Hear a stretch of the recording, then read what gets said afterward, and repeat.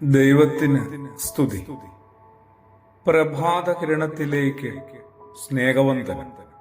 ഭാഗം 1708. ഇന്ന് സെപ്റ്റംബർ മാസം 3-ാം തീയതി 247-ാമത്തെ ദിവസത്തിലെത്തി. 8 നോമ്പിന്റെ 3-ാമത്തെ ദിനമാണ്. ആകാശത്ത് ഒരു കുഞ്ഞു പക്ഷിയെപ്പോലെ ഒരു വിമാനം പാറിപ്പറന്നു പോവുകയാണ്. മുറ്റത്ത് കളിച്ചുകൊണ്ടിരുന്ന കൊച്ച് പറയുകയാണ്, അപ്പാ നോക്കൂ, എത്ര ഉയരത്തിലാണ് ആ വിമാനം. അതിലേക്കൊന്ന് കയറി ചെല്ലണമെങ്കിൽ എന്തുമാത്രം നീളമുള്ള ഗോവണി വേണ്ടി വരും.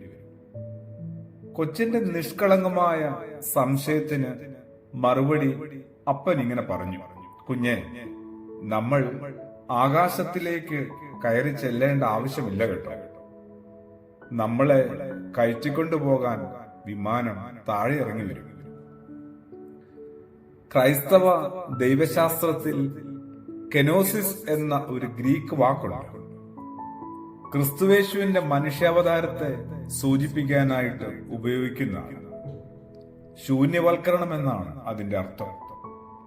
പരിശുദ്ധനായ പൗലോസ് അപ്പോസ്തലനാണ് ഫിലിപ്പിയർക്ക് എഴുതിയ ലേഖനം 2-ാം അധ്യായത്തില് ആ വാക്ക് ശൂന്യവൽക്കരണം ഉപയോഗിക്കുന്നത്. ദൈവത്തിന്റെ രൂപത്തിലായിരുന്നെങ്കിലും അവൻ ദൈവവുമായുള്ള സമാനത നിലനിർത്തേണ്ട കാര്യമായി പരിഗണിച്ചില്ല. അങ്ങനെയാണ് ശ്ലീഹായുടെ പ്രസ്താവന മുമ്പോട്ട് പോകുന്നത്. എല്ലാവരും സ്വയം വലിയവരെന്ന് നടിച്ച് ലോകത്ത് മാത്സര്യ ബുദ്ധിയോടുകൂടി ഇങ്ങനെ യുദ്ധം ചെയ്യുമ്പോൾ സർവശക്തനായ ദൈവം സ്വയം ചെറുതായി ഒരു പെൺകുട്ടിയുടെ, ഒരു സ്ത്രീയുടെ, അമ്മയുടെ ആ ഉള്ളിലെത്തുകയാണ്.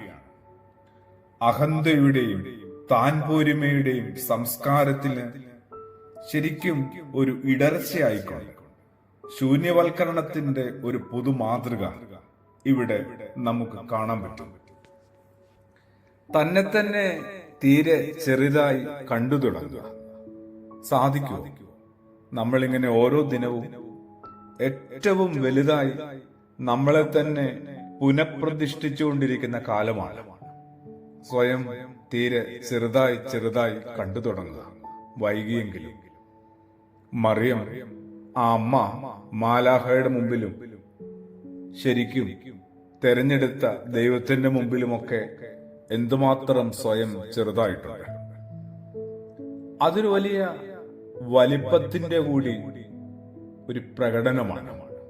അത്രത്തോളം ഹൃദയവിശാലതയുടെയും അതിൽ നിറഞ്ഞ പ്രകാശത്തിന്റെയൊക്കെ പ്രതിഫലനം കൂടിയാണ്. അമ്മ മറിയത്തിന്റെ ഓർമ്മകളിലൂടെയും വഴികളിലൂടെയും ഒക്കെ നടന്നും കടന്നും പോകുന്നവർ സ്വയം കുറച്ചുകൂടി ഒന്ന് ചെറുതാകാനായിട്ട്, ഒന്ന് വിനയപ്പെടാനായിട്ട് പ്രാർത്ഥിക്കുകയും പരിശ്രമിക്കുകയും വേണം.